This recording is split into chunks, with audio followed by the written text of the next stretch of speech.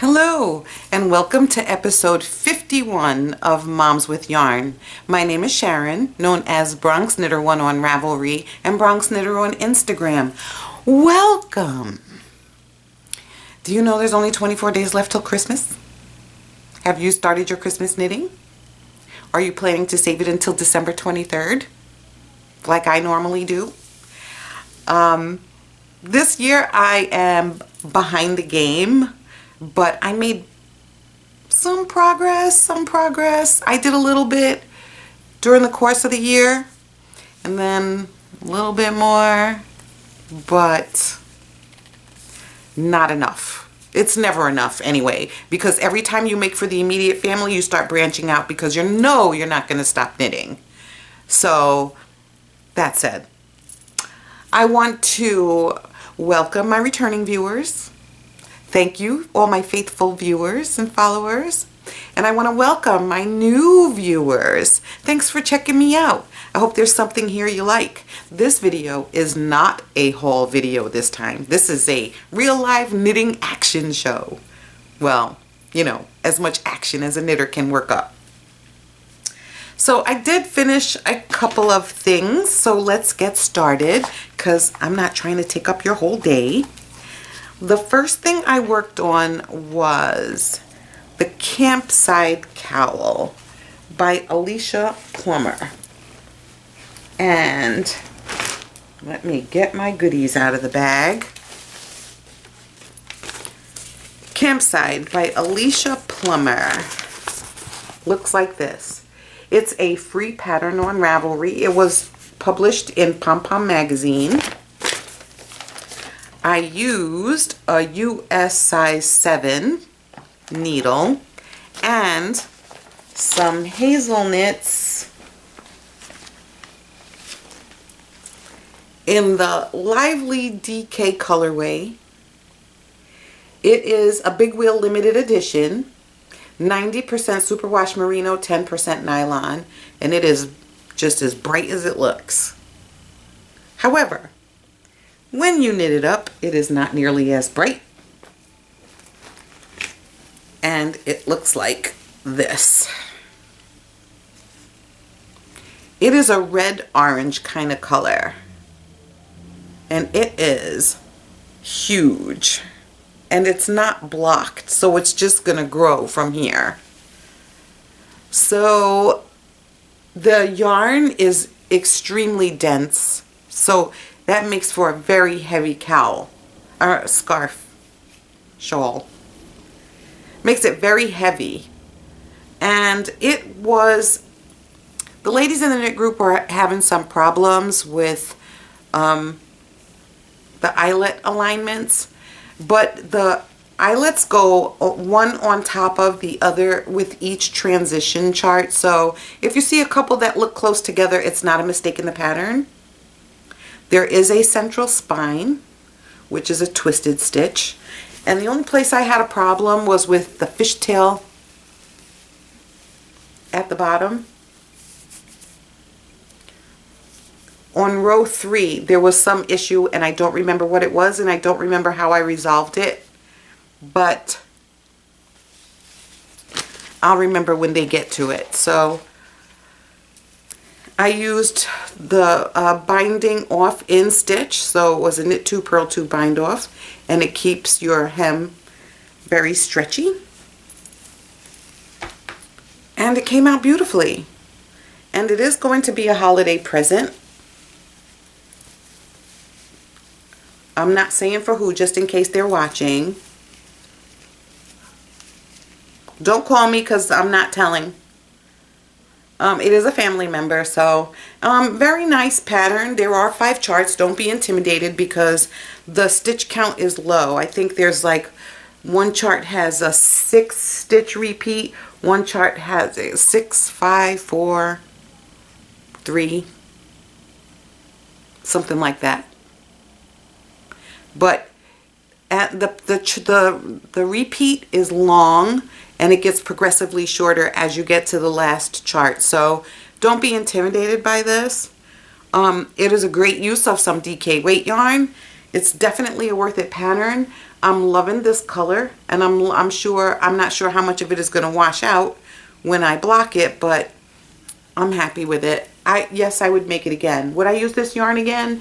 No, I think I would try it in a sport weight. This is really heavy. This is like one step down from worsted.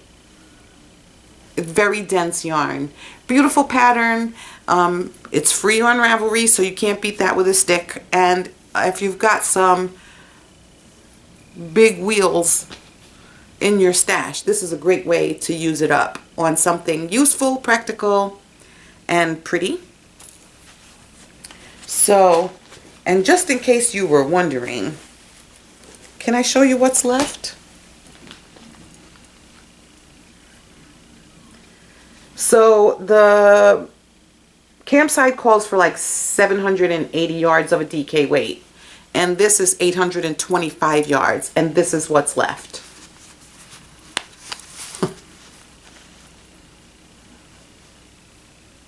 Not much. So it was a good use of the yarn, and in case I was ever interested in using it again for something else, not a bad deal. So that takes care of that.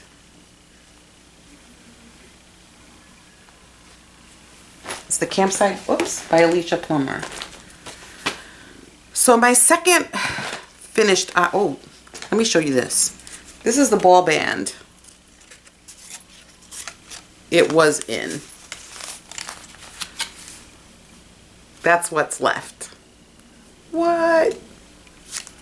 So, yeah. Takes care of that. The other thing I finished is called Family Footies. Now, my knitting group meets at my local library. And the local library has a display case when you walk in, and for every holiday they put up something special that relates to the holiday. So they said, well, we're trying to advertise for our craft section of the library. So if you wouldn't mind picking a book from the library and knitting a pattern out of it, we'll put that book and the pattern on the display at some point. Maybe Christmas time. I don't know when they're going to do it. I guess when we finish. So the book I chose was Nicky Epstein's Knitting a Stitch in Every Kiss. Knitting a Kiss in Every Stitch. That's the right name. Knitting a Kiss in Every Stitch. And the pattern I chose is called Family Footies.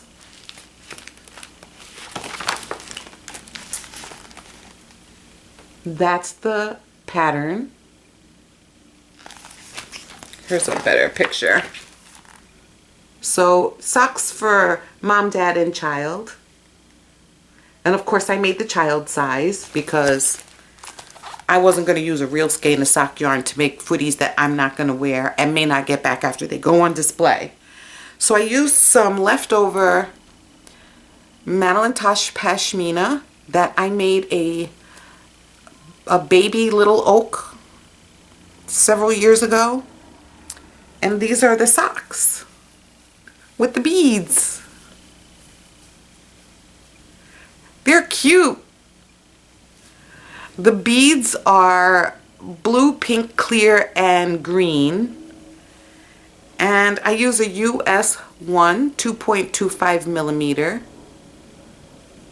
Definitely that's the color. How cute are they? It's a flap and gusset heel. And while the beading slows you down, there's only so many beads you put on this sock. And like I said, I don't know if anybody's going to wear these. These are for display only, and I'm not sure how I want to display them, but I'm sure the library will take care of that. So that's my second finished object.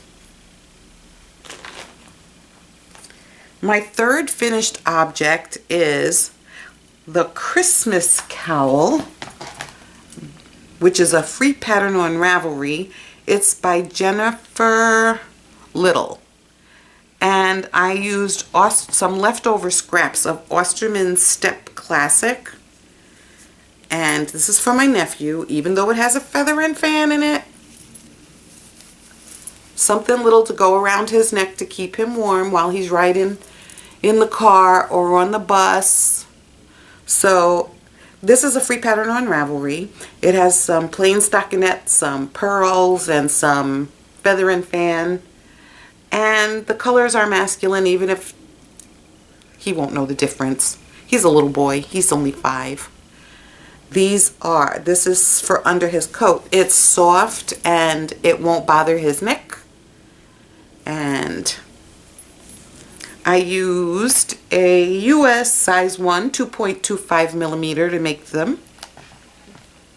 And that's another finished object. It was a quick knit and it's free. And it's good for an adult if you use a larger needle and a larger yarn. So I like it. And I purchased some yarn from Silly Fru's D-stash that she had, so she can keep her kitchen from sinking down. Some Regia Flormania colors. And this is color 229 in case you need to know, because you can spot this yarn in the store on the shelf from a million miles away. I made the willow cowl for my niece, which is in sharp contrast to that Christmas cowl. It has a picot edge for the hem and the neck. And it's stretchy. And she's gonna love it. So this is for her for Christmas. And with the leftovers, I plan to use them to make fingerless mitts. So the Willow Cowl is by Amelia Lyon. It's a paid-for pattern on Ravelry. It was free if you ever downloaded it and you have it in your library, then it's still free, but now the cost for the pattern is $4. Not a bad price. It's a pretty good pattern. I usually make it in sock yarn, and I've made the cowl before 2 or 3 times, and now I don't own a willow cowl because I gave them all away. So this hasn't been blocked. I don't know that blocking is going to save it from curling, but it doesn't matter because it's still pretty lively. And in between is some kind of netting here. And the Flormania people weren't extra careful with their dyeing, which it doesn't matter because this color is so shocking. But one color kind of bleeds into another in certain places. I don't mind. She won't mind. But there's, you know, little color situations here. Let's call them situations. So anyway, yeah, it's done. And with fingerless mitts, it'll be a set. She'll be happy. And that's my last finished object. So let's get on to the whips so I don't take up your whole day here. I have started the Black to the Fuchsia by Casa Pinka. I purchased this at Rhinebeck this year. And I purchased the Miss Babs Perseus Gradient colorway, which is a bunch of teals. There's only 5 of them in there because I started with the 6th color, and that is the true color. So I'm using Cascade Heritage in the black because you need one main color to offset the teals. And this is about the only way you can tell the difference between the colors.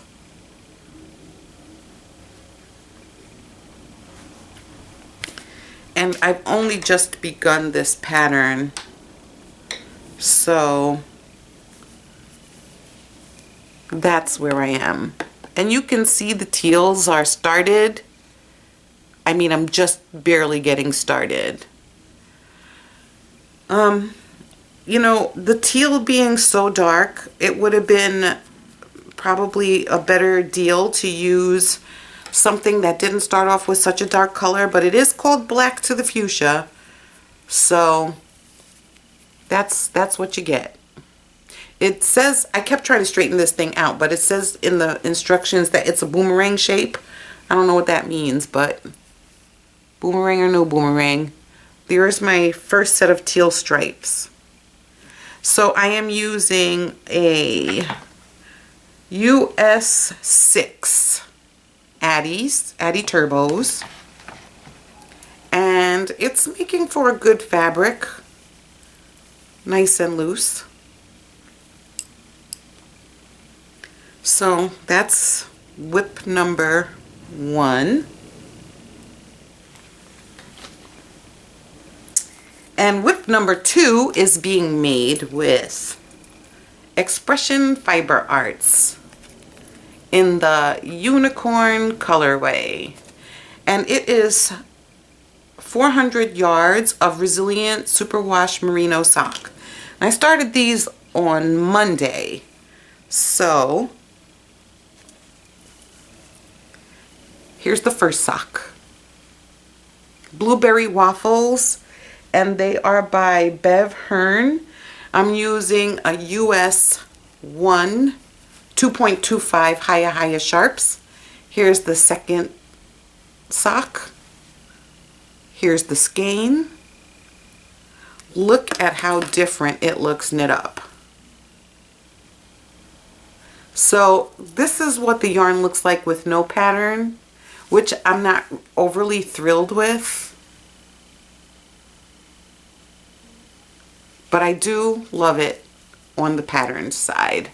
I did these top cuff down, and the pattern is written for sport weight or DK weight. I don't remember which, but this is sock yarn. So I adapted it for 64 stitches. So with 64 stitches, I did not change the pattern. It's a 4-row repeat, and this is a free pattern on Ravelry. It's a 4-row repeat, and I didn't have to change anything. Because it's a repetitive around and around repeat, it doesn't matter if your row starts with knit 2 and ends with purl 2, it makes no difference. So this is whip number 2. Expression Fiber Arts, and she's not on Etsy. I believe she's a .com. So that is that. So now we can get to my next work in progress, which is spinning. I went to Vogue Knitting Live 2 years ago, and I purchased some fiber from Long Island Livestock, which is out on Long Island in Yaphank. I don't know how you say that. Out on Long Island. It is 68% llama / alpaca and 32% wool. And it's not finished, but you can see it's either a black or very dark brown rustic type wool. It ended up, it's a Navajo ply. And it is a heavy fingering weight. It is not next to skin soft. It's extremely hairy. So this would make like a good pair of either slippers or mittens, which since it's not superwash, they are going to felt. So if you're going to make them for if I was going to make them for someone, they're going to have to be big and then washed, felted, and probably shrunk to their size. So, but it is rustic. It was a good spin. Would I buy this again? No. Too rustic for me. I'm going to find something to do with it, but I don't particularly care for rustic yarns. So that was Long Island Livestock. And then this other one I spun is Malabrigo Nube in the Indus Eater colorway. It is a 2-ply sock, 2-ply fingering. Oh, can't even see that. Can you see that? Can you see me now? Can you see me now? It's a 2-ply fingering. It's got some pretty good spring to the step. This is going to make a lovely cowl or a lovely, not socks, anything but socks. Because it says it's 100% pure merino wool and it does not say superwash, I have to treat it as though it is not superwash. So a scarf, a cowl, quite possibly a hat. I'll figure out something to do with it. It's beautiful. I've seen this spun up by several podcasters that I watch. So there's no surprise where the color is concerned. And me and Merino don't normally get along, but we seem to get along here. And the only reason why Merino and I don't get along is because Merino has a short staple and it takes me a while to get my groove before I actually start spinning a yarn that I think I might like. And it's going to poof up a little bit, so it won't be so thin when I finally do get around to finishing it. And the last thing on my needles is some Into the Whirled in the Mithrandir colorway.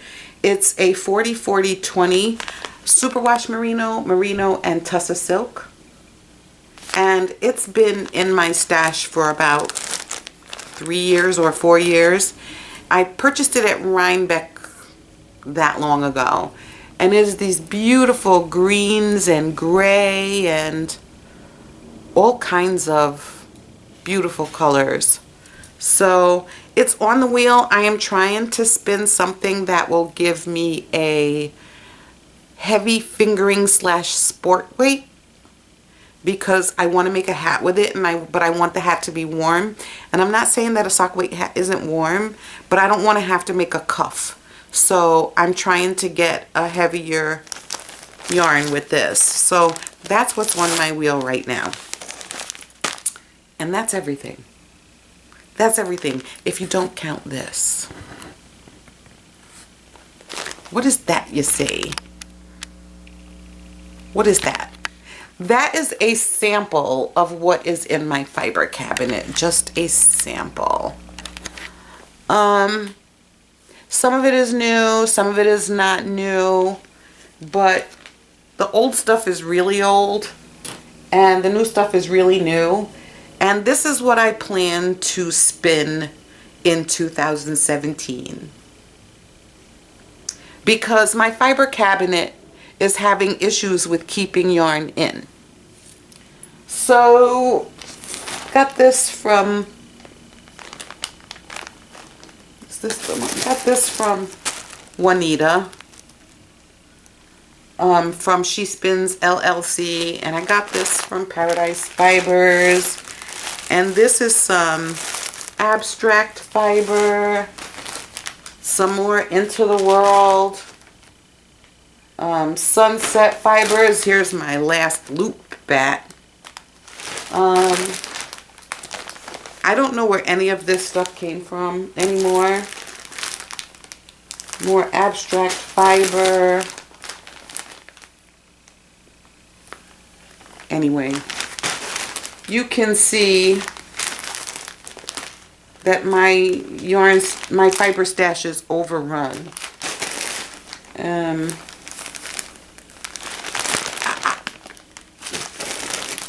These two look the same. These came from the Loopy U. Oh my gosh.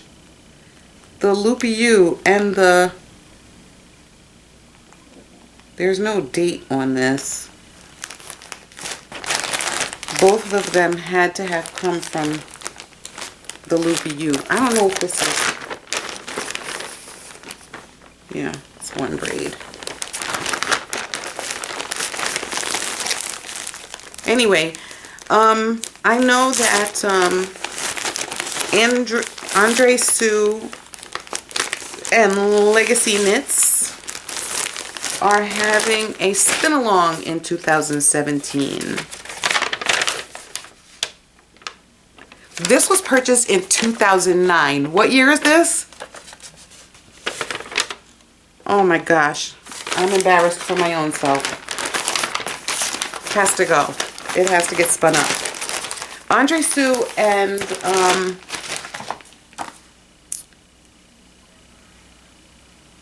Andre Sue and Legacy Knits, I believe it's Sue, are having a spin-along in 2017.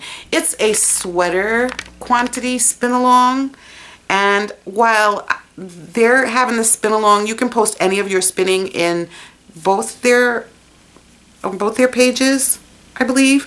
I don't think there's prizes, but they're going to post it on Instagram and in their groups individually, and they said any spinning you do, you can just go ahead and post. Well, now I know that these fibers have to go. They have to get spun up. And I am not going to say that I'm going to spin one a month. I'm going to spin as much as I can, because now with these fibers out of my fiber cabinet, the fiber cabinet will finally close. But I got to get going. So the big deal, McNeil, for me is that Never Cast Off podcast, which is Debbie and Sheila, along with Fiber Pusher podcast, which is Benita, are having a Biggest Loser Stash Reduction Challenge 2017, which starts in January. So they're going to do this, and every project that you finish, you weigh it in grams, and then you post in the room.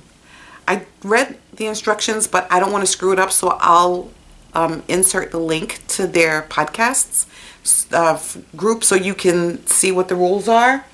But you weigh it in grams, and you get extra points if you spin something and then make something out of it. Now, the Fiber Pusher is going to do the odd number months, which is January, March, May, and the Never Cast Off podcast ladies are going to do the even months, which is February, April, June, etc. So you can go to both and double dip. And if you don't want to join a club because you're just not a joiner and you don't have time and you can't commit, you can always go to see Barbara at the Flame and Fiber podcast group, because she's having a stash management of her own. No prizes, no deadlines, no nothing. But everything you make, you weigh it in grams and you post it.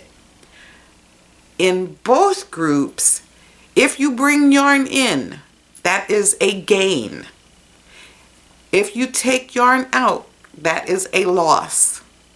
So you can go ahead and put that stuff in there, and just for your own stash management.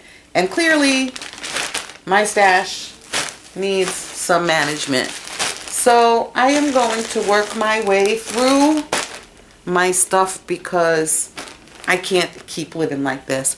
My yarn is easier to contain than my fiber because my fiber cannot be mashed down on itself. Your yarn shouldn't be either, but your fiber you definitely can't mash. You don't want, and every once in a while, as mine is packed in plastic bags,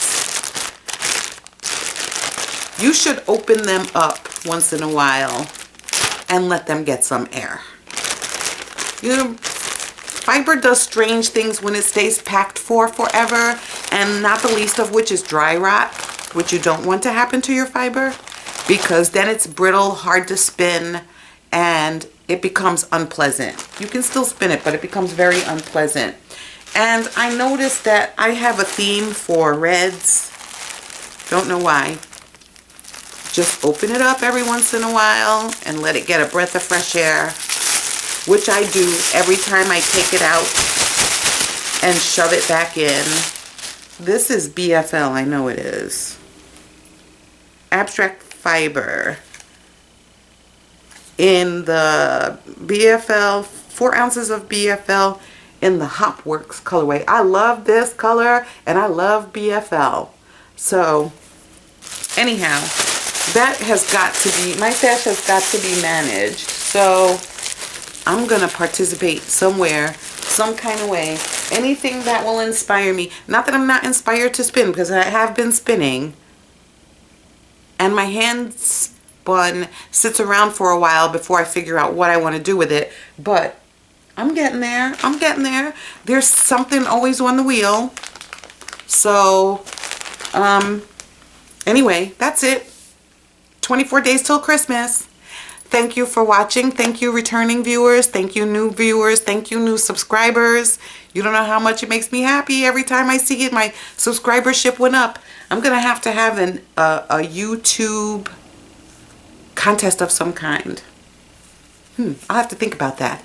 But anyway, thank you for joining me. I hope to be back in 2 weeks, unless I finish a whole bunch of more stuff, and then I'll be back sooner, because around Christmas time, it's a little bit dicey, the schedule. So I'll see you soon. Happy holidays, and I'll see you soon. Bye.